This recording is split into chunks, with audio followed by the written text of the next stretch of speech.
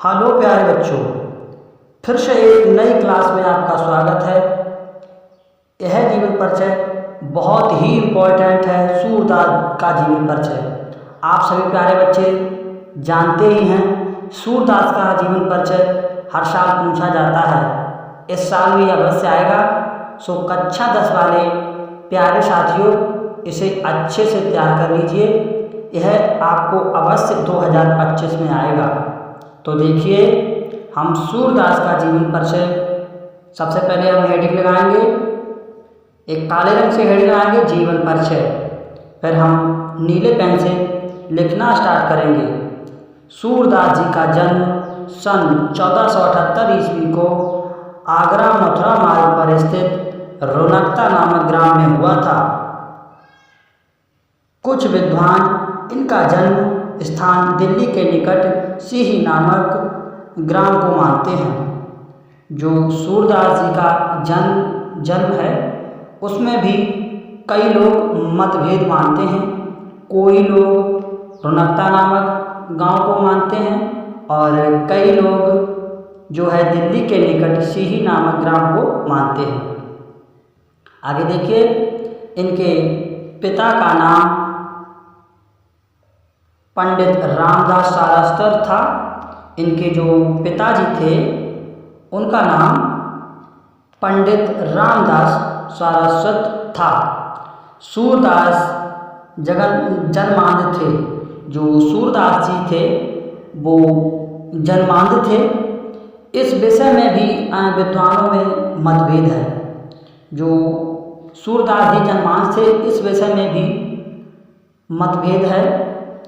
इन्होंने श्री कृष्ण की बाल लीलाओं का मनोहारिक वर्णन किया है, जो आँखों से देखे बिना संभव नहीं है। तो विद्वान लोग मानते हैं कि जो व्यक्ति अंधा हो सकता है वो अंधा व्यक्ति ऐसा कार्य कैसे कर सकता है। तो इसलिए विद्वान भी इसमें मतभेद मानते हैं कि सूरदास जी जन्मांध नहीं थे, वे संभवतः बाद में अंधे हुए होंगे।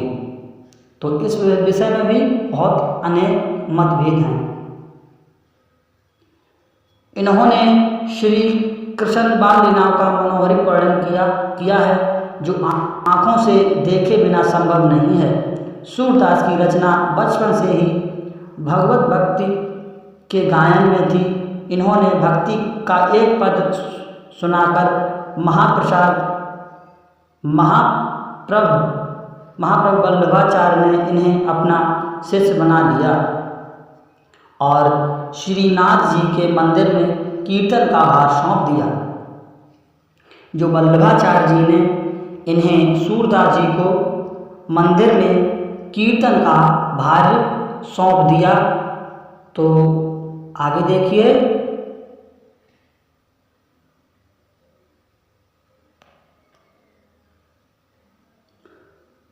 श्री वल्लभाचार्य के पुत्र, जो आगे देखिए,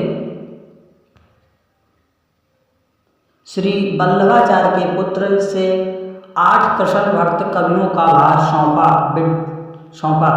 यानी विट्ठल नाथ ने अष्टछाप नामक का जो संगठन किया था।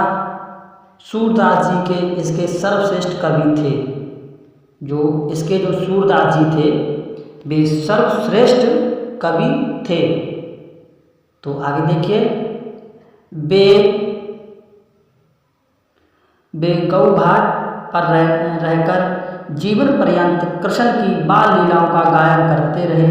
सूरदास जी की मृत्यु सन 1583 ईस्वी में गोवर्धन के पास पारसौली नामक ग्राम में हुई थी।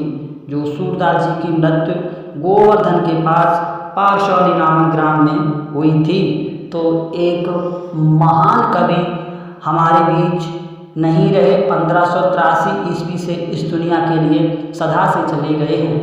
इन्होंने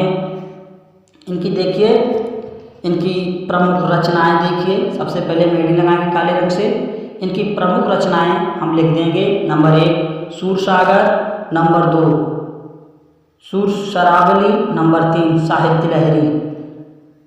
ये हैं सूरदास जी की प्रमुख रचनाएं। तो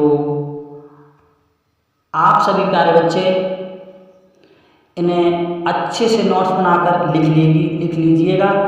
यह जीवन परिचय बहुत ही इम्पोर्टेंट है। यह जीवन परिचय हर साल आता है। आप लोग अवश्य जानते हैं कि यह जीवन परिचय कितना इम्पोर्टेंट है। तो इसे आप सभी प्यारे बच्चे अच्छे से नोट कर लीजिए और अच्छे से तैयार कर लीजिए। यह जीवन परिचय आपको 3 नंबर अवश्य दिलाएगा।